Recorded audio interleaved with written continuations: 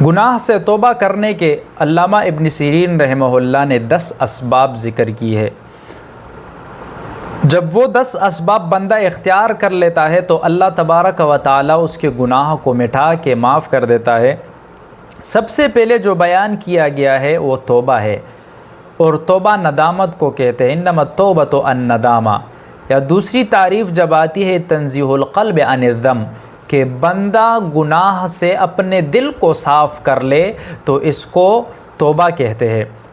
کبھی کبھار اللہ تعالیٰ اس طرح رحم بھی اس توبے سے کر لیتا ہے، اولئک یبدل اللہ سیئاتہم حسنات، کہ اللہ اس کی برائیوں کو نیکیوں کے ساتھ تبدیل کرتا ہے۔ ایک دوسری جگہ اللہ تبارک و تعالی ارشاد فرماتے ہیں توبوا الی اللہ جمیعا، اے بندو سارے توبہ کر لو، ایھا المؤمنون، اے مومنو، لعلکم تفلحون، تاکہ تم کامیاب بن جاؤ۔ کامیابی کسے کہتے ہیں؟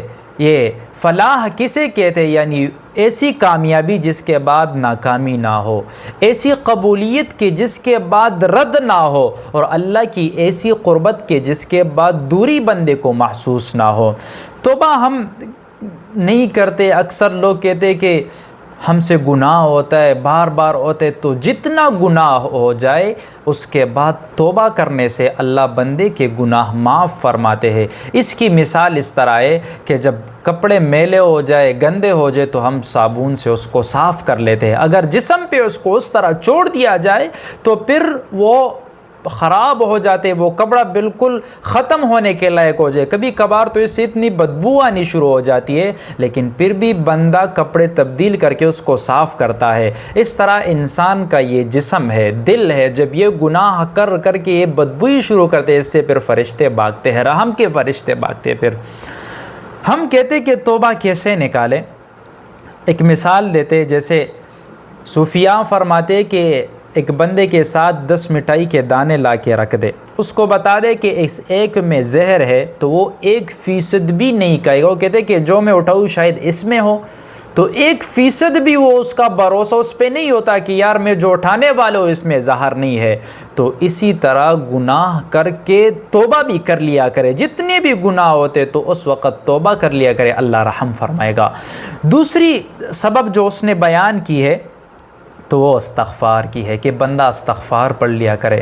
حدیث میں آتا ہے، رسول اللہ صلی اللہ علیہ وآلہ وسلم فرماتے ہیں استغفر اللہ العظیم الذی لا الہ الا هو الحی القیوم واتوب الیہ، کہ جو بندہ اس استغفار کو 100 مرتبہ روزانہ پڑھے گا تو اگر اس کے گناہ سمندر کے جاگ کے برابر کیوں نہ ہو تو اللہ اس کو مٹھا دیتا ہے۔ اگر یہ نہیں آتا تو استغفر اللہ یا استغفر اللہ ربی من کل ذنب واتوب الیہ۔ اللہ تعالیٰ نے اس میں بہت سارے وعدے رکھے۔ حسن بصری رحمۃ اللہ علیہ کے پاس ایک بندہ ہے، فرمانے لگے حضرت پریشانی میں پڑا ہوا ہوں، اولاد نہیں ہے، فرماتے کہ استغفار پڑھ لو۔ دوسرا ہے کہ کاروبار ٹھیک نہیں ہے، تو بتایا استغفار پڑھو۔ تیسرا آیا ہے کہ مال نہیں ہے، کچھ ساتھ ہے ہی نہیں، کہا کہ استغفار پڑھ لو۔ چوتھا آیا ہے کہ حضرت وہ فصل ہے لیکن بارش نہیں ہو رہی، تو حضرت نے فرمایا کہ استغفار پڑھ لو۔ ایک شاگرد بیٹھے ہوئے تو اس نے کہا کہ حضرت سب کو استغفار دے دیا،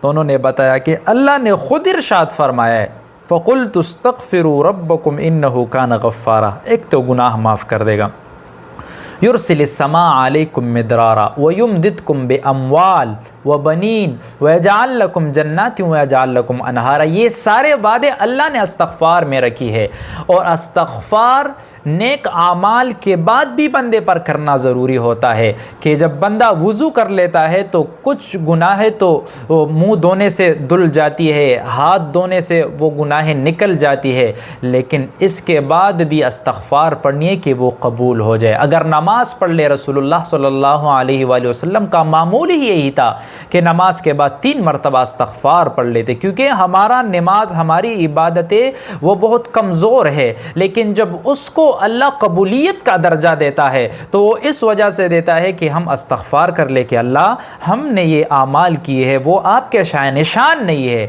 ہم نے بہت کمزوری سے کیے، لیکن اللہ آپ قبول فرمانے والے، ہم پر شفقت کر لے، ہم پر رحم کر لے، تو اللہ پھر اس کو قبول کر لیتا ہے۔ اور جب حج پہ بندہ چلا جاتا ہے، وہ منا عرفات، مزدلفہ، تو مزدلفے کے بعد پھر جب آتا ہے ثم افیضوا من حیث افاض الناس واستغفروا، اللہ فرماتے کہ جب اس سے فارغ ہو کے واپس چلے جا رہے ہو تو پھر بھی استغفار پڑھ لو، تو اللہ تعالیٰ اس سے بندے کے گناہ کو معاف کر لیتا ہے اور اس کے درجات بلند کرتا ہے۔ ایک اور سبب علماء نے نیک اعمال کا لکھا ہے کہ بندہ جب نیک عمل کرتا ہے ان الحسنات یذہبن السیئات، کہ نیک عمل سے اللہ تعالیٰ برائیوں کو مٹا دیتا ہے۔ جتنا نیک عمل بندہ کرتا ہے تو پیچھے گناہ بھی اللہ تعالیٰ اس سے ختم کرا دیتا ہے۔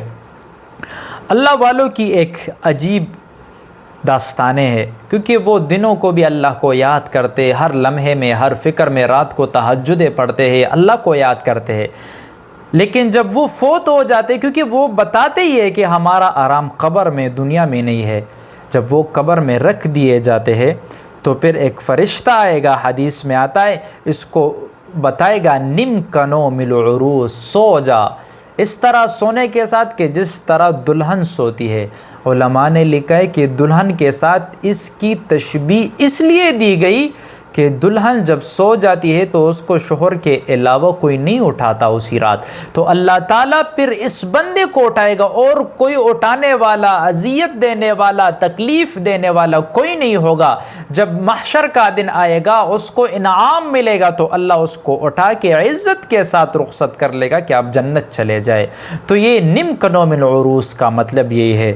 اور چوتھی نمبر دعا، مومن کے لیے دعا کرنا۔ حدیث میں آتا ہے آپ صلی اللہ علیہ وآلہ وسلم نے فرمایا کہ ایک دوست دوسرے دوست کے پیچھے اس کے لیے دعا کر لے تو اللہ اس کو قبول فرماتے اور اس کے گناہ بھی معاف ہو جاتے ہیں۔ ایک دوسری روایت میں آتا ہے کہ جب بندہ فوت ہو جائے 40 لوگ ان کی شفاعت کر لے تو اللہ تبارک و تعالی اس میت کی مغفرت فرما دیتے ہیں۔ ایک روایت میں آتا ہے کہ حضرت عمر رضی اللہ تعالیٰ عنہ عمرے پہ جا رہے تھے تو آپ صلی اللہ علیہ وآلہ وسلم نے فرمایا کہ لا تنسانا فی دعائک، کہ میرے بھائی عمر مجھے اپنے دعا میں نہ بھول، اپنی دعا میں مجھے بھی یاد رکھنا، مجھے نہ بلانا اپنے دعا میں۔ حالانکہ عمر رضی اللہ تعالیٰ عنہ جا رہے اور دعا کی درخواست آپ صلی اللہ علیہ وسلم کر رہے، تو مطلب کہ ایک بندہ دوسرے کے لیے دعا کرتے تو یہ بھی اس کے بخشش کا سبب بن جاتا ہے۔